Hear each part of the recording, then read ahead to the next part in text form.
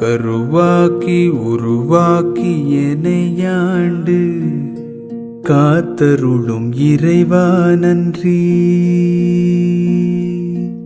எங்கும் நிறைந்தோனே எல்லை இலாதானே, எங்கேயும் எப்போதும் என் குலம் காப்பவனே.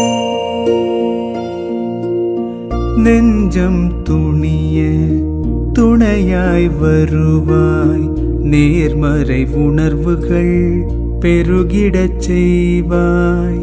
உடலில் உறுதியை பெரிதாய் தருவாய், உனை உணரும் அறிவை என்னுள்ளருள்வாய்.